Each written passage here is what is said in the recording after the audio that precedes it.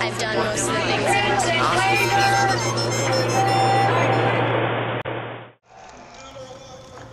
October 8th, 2008. The number 5 Cal volleyball team is squaring off of Arizona State University at Haas Pavilion. Setter Carli Lloyd notches 31 assists, is 6 for 6 in kills, and also gets 8 digs. Up in the stands, her family watches her as she helps lead Cal to a 3-0 victory. This extends the Bears' winning streak to 10 consecutive matches. After the match, as usual, she goes up and hugs all of them and talks about her match with the person who was at every single match, home or away. A man she simply refers to as Uncle. But Galen Tomlinson is more than that. Many recognize him as one of the more well-known stars of the 90s hit American Gladiators.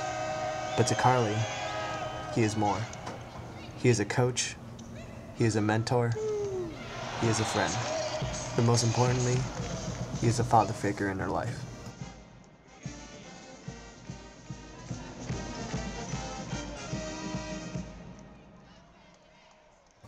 Born in 1989 into a family of athletes, Carli Lloyd's childhood was unique to say the least.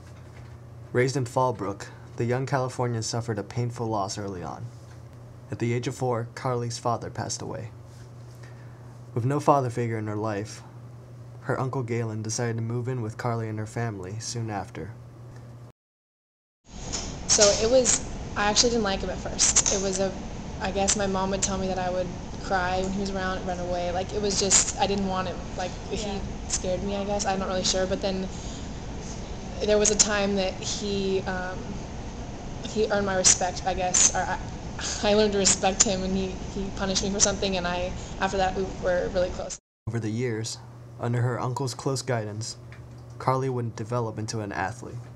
We were in the gym lifting all the time. We'd go on runs together, swim, bike, volleyball, just the two of us just working on stuff. We were attached at the hip. Her older sister, Coral, played both volleyball and track, and garnered many records in middle school and high school. Influenced by her sister, Carli would go on and participate in all these sports, and shatter every record her sister had. She's a competitor. She's very serious about the game. She's there to win.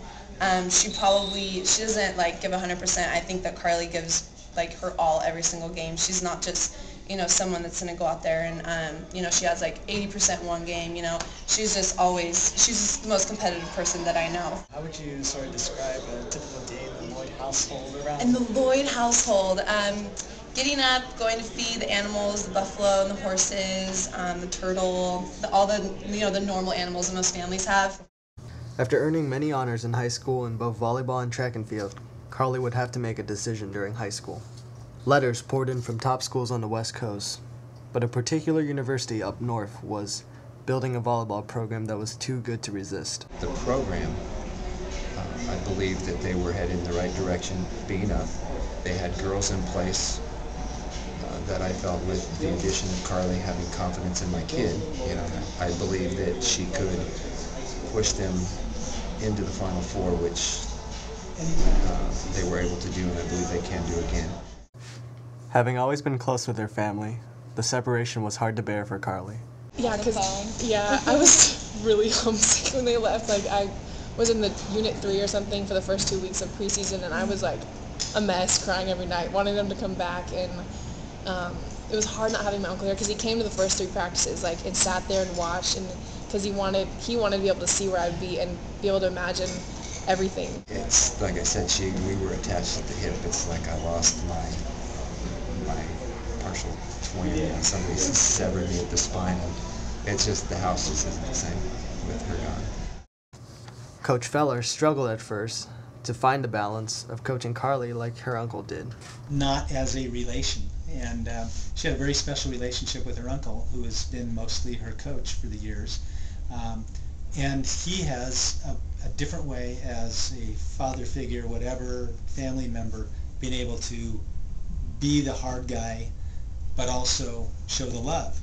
And for a coach, it's a little harder to show that kind of love, obviously, and sometimes it's easier to be just the hard guy. So I think just finding that balance. She helped lead her team to the Final Four, the furthest the program has ever gone. And to this day, Carli still turns to her uncle for advice.